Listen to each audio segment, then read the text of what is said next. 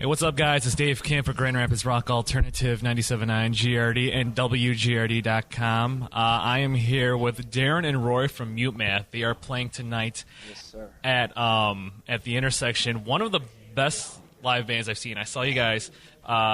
Even Alternative Press has said that you're one of the bands that you have to see live before you die. Thank you. Before they die. Before they die. It was like 2 years ago I saw you guys at the Orbit Room here in Grand Rapids, and then I saw you at Lollapalooza. When you guys play festivals, does it kind of suck when you're during the daytime? You can't do the full lights and the full experience. I know it's great playing at huge festivals like that, but I still enjoy it. I love playing festivals most of the time. Most of the time. Yeah, I mean, it's definitely a different thing, but it has its moments where, I don't know, it's just something special about the daytime, you know? I mean, one of the best is the sunset slot. We've done that once or twice. Except when the sun is really hot and setting on you. Your eyes. When it's actually sitting on you, yeah. I think when I saw you at Lala, I think it was 2 years ago, I think you played on the PlayStation stage. I think it was like 5 o'clock. So, yeah, it was around that. That's exactly what happened. It was rough. Was it?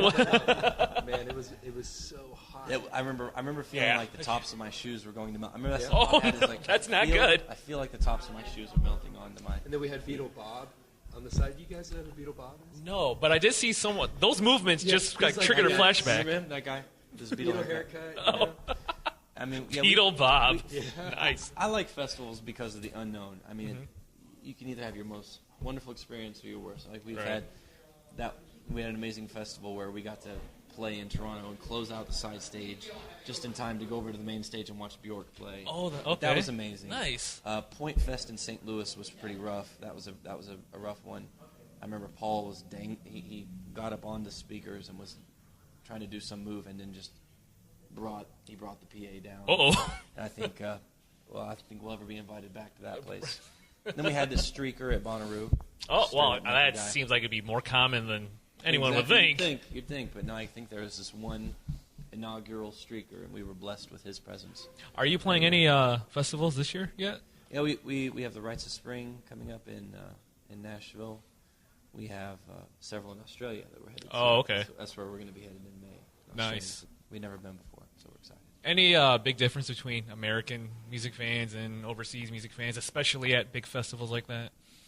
We've been to Japan quite a few times, and there is a huge difference between the American audience and the Japanese Are they just audience. like quiet and polite and will just clap when told? Necessarily. Or are they more hardcore? To be honest with you, and this isn't probably gonna suck, but they're perfect. Oh, wow. I'm Asian, so I'm proud of that. Yeah. You're not offending me. And Korea, too. We've been to Korea Nice, and nice. Japan. And they're both, it's like super excited. First of all, you get there, and they have a gift for you. They have presents. Everyone has a gift for you. They had, Wow. They had, For each of us. They had Kit Kat bars with cartoon MUTEMATH on the wrapper. Like anime style? Yes. Anime, they give you anime version. They give you a puzzle, and when you put the puzzle together, it's a picture of you. Wow. Like you'd want that. Like you want a picture of yourself that Absolutely. bad. Instead of a picture of them I mean, it's really sweet. I love it. They had MUTEMATH gum that they gave us. Oh, wow. Were you like all formed like Voltron? Yeah. They had cats. They make us like cats. Oh, like Hello Kitty. Okay. Little Hello Kitty MUTEMATHs is what we look like in there. They made a cake Yeah. with us. Amazing gifts. And, Wow. You know, one thing I think the big difference is that they're not allowed to photo or video shows, so everyone's engaged. Okay. Show. No one's like Focused on texting and just like whatever. Yeah. Or you know what I mean? It's really interactive, and so it's not really quiet and polite. And during the show, they're intense. They get excited. Wow. That is one point. I was talking to, I think, someone from the band 10 Years. We were at South by Southwest this last year, and he was saying, like, yeah, you go see all these bands just playing their hearts out, like the smaller bands, and they're struggling to get everyone's attention because, yeah, people are either like tweeting, they're on Facebook, they're texting, whereas like 10, 15 years ago, you really didn't have to deal with that problem. Yeah. That has to be annoying for a live band, right? Well, I think about what we do. I mean, if we were a quieter act, then that activity would be bad. But I think of ourselves as social music. Okay. Like I think you go to one of our concerts with friends most often, And so if there's that kind of excitement going on, it doesn't worry me too much. And then there's the image of everyone's phones in the air. Yeah, that's true. It replaces the lighters now during ballots. Exactly. And of course, I mean, if you see someone on the front row and you can tell they are straight up texting during the first song, then I do kind of make it a point to like, okay, I'm gonna throw my drumstick at you if you don't pay attention to me. I'm gonna try to be more interesting than his phone. I'm gonna try. My God, as tough as that is, yeah, right. But I guess that's a great motivation to always put on a great show. Yeah. I mean, I do it because I love it. Right. Yeah. So I mean, there's I always. I either try to win him over, or I tune him out. One or the other. I either give up. Yeah. It's either the texting or the blank stare guy. Right. Now, blank stare is creepiest, and that happens once every tour. That there's one guy who decides to be right in front of you, and just gives you some kind of creepy, like like serial killer look. Yeah. And I met one guy, and he was waiting for us after the show, and I said, what was your deal? I had to ask him because it got really weird. And I decided to engage with him and see what he'd do, and we just ended in this sort of staring contest while I'm drumming. And he said, "What?" I said, "What were you doing?" He said, "I'm a drummer. I was just watching you." Oh, and I said, "Well, why don't you watch my arms? I mean, you were like looking into my eyes with this piercy, kind of creepy." I felt like you were undressing me with your eyes. What was going on? I don't know if I should say what I really felt on the radio, but I felt violated by his eyes. Maybe it's like, if these guys don't play typical, I swear to God, I'm getting on that bus. We talked about it. We worked. Oh, it was. Hug it out too. Yeah, I guess. It was a long night. Now you guys released Odd Soul last year. I love the record. It took a little bit of a slightly different direction, sort of bluesy. Yeah. Was that? Did that just happen, or was that predetermined? Is it maybe like your New Orleans influence, since you guys are from there? Well, you moved to New Orleans, if I'm correct. We all met there, and we recorded the album there. And I feel like, personally, it did just happen. I don't know if you'd agree. Yeah, it was definitely not a conscious decision. I think it was just all those subconscious elements of where we're from, influences growing up. You know, my dad played a lot of blues. He was a blues guitarist in a way, showed me that. Gospel music, all kinds of things that just came through. We were by ourselves. We were isolated, no limitations, and we just felt liberated to do whatever felt natural. And that was one of the things, I think, that happened. Now, you had to pull double duty, right? Because Greg Hill left. How was recording that record without him? I mean, he's been in the band for so long. It was, how do I put it? It was liberating in a way. Yeah, it was sad to lose Greg. Mm-hmm. Yeah. That sucks. Now, for people that don't know, was this a mutual thing, or why did he depart the band? I think he got, worn out, and he left because he was done. And at the same time, we all felt weary, but we were at different places. And I miss him dearly. Do you still keep in touch at least? I don't. No, okay. And it saddens me because I've known him since I was 12. Wow. I feel like I can't because I want to talk. Like all I do is the band. That's what I talk about with people. Mm-hmm. So I feel weird talking about it. I'm sure someday we'll be able to, be buddies and talk about the Saints. Right. And whatnot. I mean, it's not as bad as, say, like Morrissey and Johnny Marr from the Smiths. No. So. I don't even know what it is, but if it's got Morrissey in it, it's definitely never as bad as that. That should be like some sort of motto. It's never as bad as... Never as bad as Morrissey. Yes. The emo before emo was even invented. Yeah. But anyhow, the fun part is, Roy killed it on guitar, so I didn't mean to interrupt you. Mm-hmm. No, it was just a lot of fun. At first, it was kind of like, okay, what do we do? And I think we just pulled together and I don't know, but we're going to make this record between the three of us, and, we have the tools here, let's just go for it, and we just didn't really think about it. Yeah, and just vibed off each other, reacted off the ideas we had. Mm-hmm. I was very comfortable in guitar, it was one of my first instruments anyway, so it wasn't like a hindrance to me. It wasn't a mental block. It was actually the opposite. I felt like, wow, I get to explore this now. Let's just, have fun. And Paul and Darren were really great in helping me and coaching me and working with me on guitar parts as well, and playing themselves. Paul played guitar as well on the record, and Darren plays guitar. We're all multi-instrumentalists, so it's a very natural thing for us. Gotcha. And you're right. Going for bass guitar, it's similar ways to approach it. It's not like someone gave you a clarinet and say, go be Yanni. Yeah, that would be a little different. All right, we need a French horn well, part. I have to stop it. I don't think Yanni is known for his. I mean, I have no idea. I'm being called out now because I don't know much about Yanni. But being someone who actually took a few drum lessons from Yanni's drummer, I'm pretty sure he plays. Are you pulling my leg? Digital keyboard. No, I really did. That was your first drum teacher, right? It was. Wow. Yeah. Whenever I was in Nashville. I feel like a douche. Yeah, you should. I just got. Here's the new word I learned. You like this? I just got douche bumps from you. Douche. Douche bumps. I'm shivering with douche bumps in this statement. That's amazing. I learned a new word. No.